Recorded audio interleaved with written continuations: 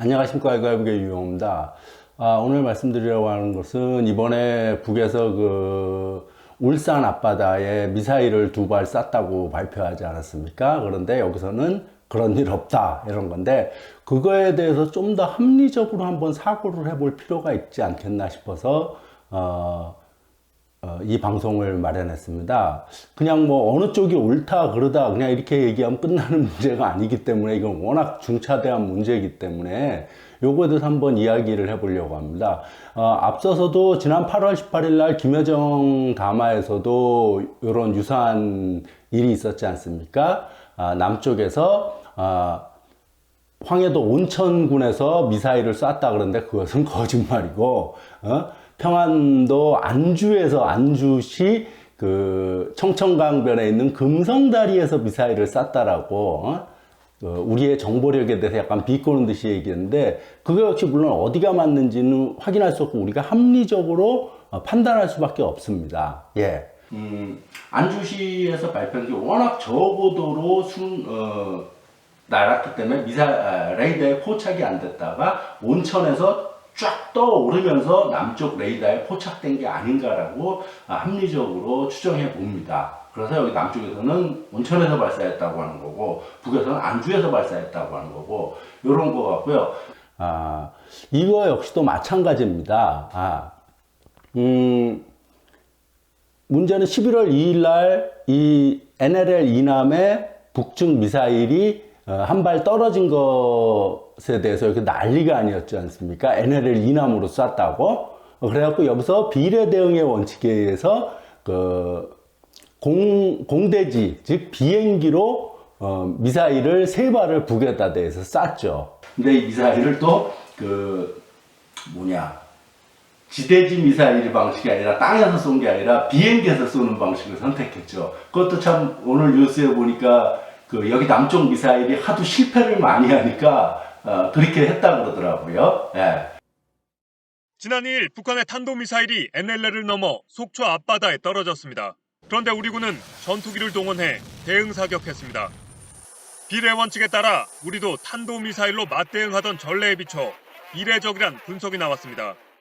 정부 관계자는 미사일 사령부에서 효력이 크고 정확도가 높은 미사일을 준비했지만 작전 실패 가능성이 적은 전투기 사격으로 대응이 바뀌었다고 밝혔습니다.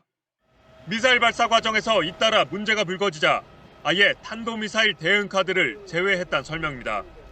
실제 이날 패트리엇과 천국 미사일 모두 발사 과정에서 문제가 발생했습니다.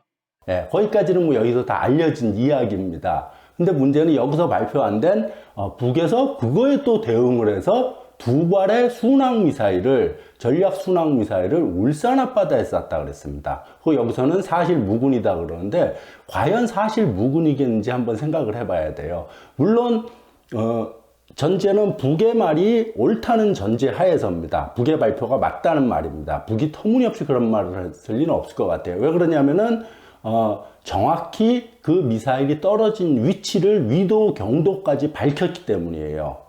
위도 경도까지 밝혀서 바로 이 지점에 떨어뜨렸다라고 알려줬어요. 예.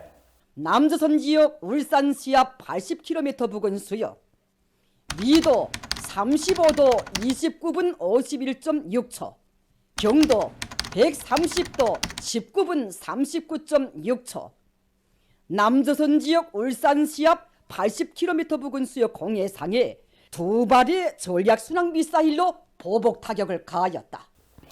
지금 얼마 전에도 NLL 이남 속초 앞바다에 떨어진 잔해물들을 수거했다 그러지 않습니까? 또 수거해 보면 될 거 아닙니까?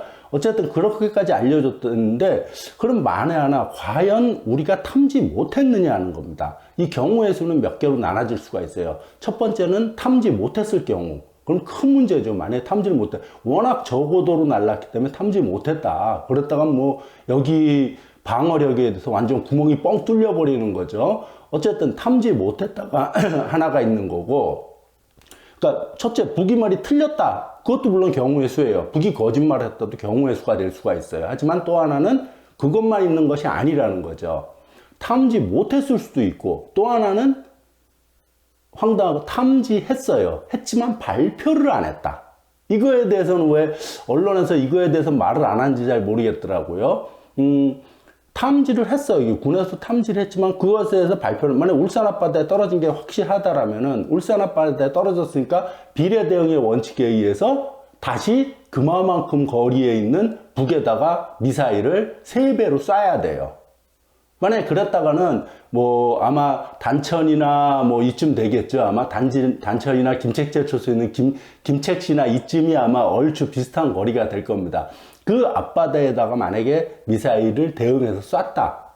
남쪽에서. 그랬다가는 거의 전쟁으로 끌고 가는, 그래서 제 생각컨대는, 여기서 울산 쪽에 떨어진 것을 확인했지만은 이거에 대해서 대응할 수가 없었던 거죠. 이건 또 문제는 한미 합동훈련이었고 미군이 또 관련되어 있는 거고 아마 미국 애들이 말리지 않았을까, 그렇게 못하도록, 발표하지 못하도록 하지 않았을까라고 그냥 추측해 봅니다. 그랬을 때는 진짜 전쟁 직전까지 가야 돼. 그렇기 때문에 11월 2일 날 NLL 이남에 떨어졌고 속초 앞바다에, 그래서 이거 대응을 했고 또 북이 또 대응을 하고 우리가 이 사건이 11월 2일 날 벌어진 겁니다. 그러자 그 다음 날이죠. 11월 3일 날 어떤 일이 벌어지냐면은 그 다다음 날 끝나기로 예정된 비질런트 스톰 그 한미 합동 훈련을 연장한다라고 발표를 한 겁니다. 이거에 대응해서 연장한다. 그리고 이거에 대한 북에 대한 그 위협이라 그래야 되나? 그걸로 B1B 랜서 전략 폭격기가 등장한 게 아닐까라고 상상을 해봅니다. 그래야지 논리 구조가 맞는 것이 아니겠는가. 예. 지금 상황이 그렇습니다. 그러니까 우리가 알고도 만약에 대응했다가는 거의 전쟁 직전으로 끌고 가야 되는 거기 때문에, 예. 그런 거라고 보여지고요. 이런 것을 빨리 해결하는 방법은 딱 하나밖에 없어요. 예. 북미 평화협정밖에 어떠한 방법도 없습니다. 더 이상. 이미 핵 무력을 완성한 나라에 대해서 핵폐기를 주장한다는 거는 참 있을 수 없는 얘기죠. 어려운 얘기고 불가능한 얘기고, 그거는 마치 미국한테 핵폐기하라고 말하는 거랑 똑같은 거예요. 지금 상황은 미국, 소련, 중국 같은 나라들에게 핵폐기하라고 말 못하면서 북은 핵폐기하라고 말하는 게 말이 됩니까?